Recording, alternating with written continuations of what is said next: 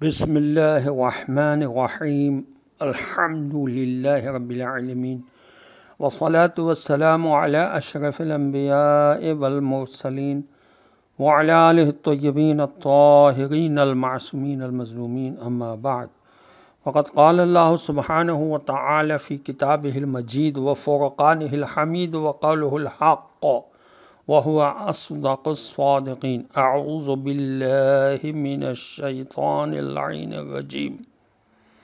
وإذا مس الإنسان الضر دعانا لجنبه أو قائدا أو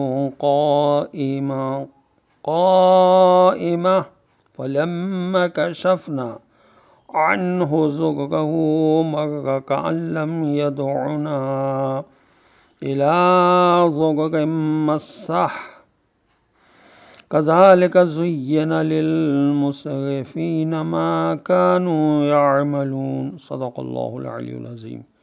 السلام علیکم ورحمۃ اللہ وبرکاتہ.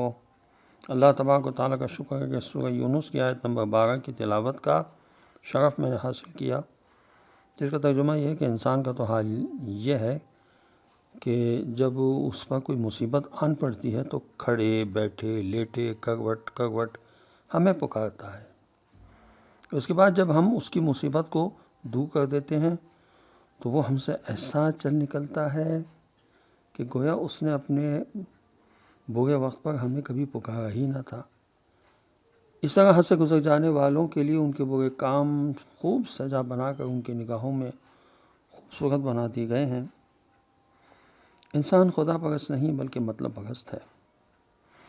یاد رہے یہ ان مسلمانوں کا ذکر ہے جو زبان سے تو خدا کے قائل ہیں اور جو وقت پڑتا ہے تو طرح طرح سے خدا کو یاد بھی کرتے ہیں، دعائیں منتیں کرتے ہیں، مگر جب وقت نکل جاتا ہے تو خدا کو بالکل بھلا کر عیش و طرب میں کھو جاتے ہیں. اس لیے عارفین کی سب سے زیادہ اہم دعا یہ ہوتی ہے کہ اے اللہ ہم کو حق کی شکل میں اور باطل کو باطل کی شکل میں دکھلا دے. تفسیر ماجدی نے اپنی تفسیر میں اس آیت کے ذیل میں لکھا ہے کہ آیت کا مفہوم یہ ہے کہ ناشکرا انسان اول تو بے باکی سے گناہ کر کر کے خود خدا کا عذاب طلب کرتا ہے، مگر پھر کمزور اور بودا اتنا ہے کہ جہاں ذرا تکلیف پہنچی تو گھبرا کر خدا کو پکارنا شروع کر دیتا ہے، اور پھر جب تک مصیبت سر پر کھڑی رہی تو کھڑے بیٹھے لیٹے ہر طرح ہر حالت میں خدا کو پکارتا رہتا ہے. مگر جیسے ہی تکلیف ہٹا لی گئی یعنی ہٹا لی جاتی ہے، سب کہا سنا بھول جاتا ہے، پھر اپنی بدمستیوں میں مشغول ہو جاتا ہے. گویا خدا سے کوئی واسطہ ہی نہیں. پھر وہی غرور تکبر غفلت باقی رہ جاتی ہے جس میں پہلے مبتلا تھا. اسی لیے جناب رسول خدا صلی اللہ علیہ وسلم نے فرمایا کہ تو خدا کو اپنے عیش و آرام میں یاد رکھ، خدا تجھے تیری سختی اور مصیبت میں یاد رکھے گا. اصولی طور پر اخلاقی صفات کو پہچاننا مشکل کام ہے کیونکہ اس کی علامتیں واضح نہیں ہوتی. صبر ایک بہترین اخلاقی سنت ہے. اس کی علامتیں کیا ہیں؟ امام زمانہ عجل اللہ تعالی فرجہ شریف فرماتے ہیں صابر کی 3 علامتیں ہیں. پہلی یہ کہ وہ سستی نہیں کرتا، دوسری یہ کہ وہ آزردہ خاطر نہیں ہوتا، اور تیسری یہ کہ وہ اللہ عز و جل سے شکوہ نہیں کرتا. کیونکہ سستی کرنے والے نے حق کو ضائع کیا، آزردہ خاطر ہونے والے نے شکر ادا نہیں کیا، اور اللہ تعالیٰ سے شکوہ کرنے والے نے نافرمانی کی. یہ بحار الانوار میں موجود ہے. انسان کو چاہیے کہ وہ اپنے آپ کو گناہوں سے محفوظ رکھے. سب سے بڑا گناہ کیا ہے؟ کنز المال کی حدیث ہے، 4325 کا نمبر ہے. حضرت امیر المومنین علیہ السلام سے پوچھا گیا کہ سب سے بڑا گناہ کون سا ہے؟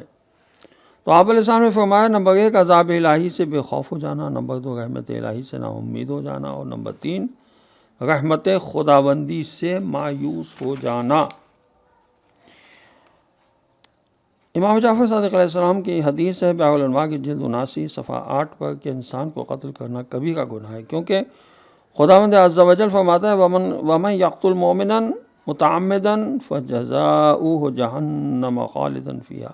یہ سورہ نساء کی آیت نمبر 93 ہے یعنی جو شخص کسی مومن کو جان بوجھ کر مار ڈالے تو اس کی سزا جہنم ہے، وہ اس میں ہمیشہ رہے گا۔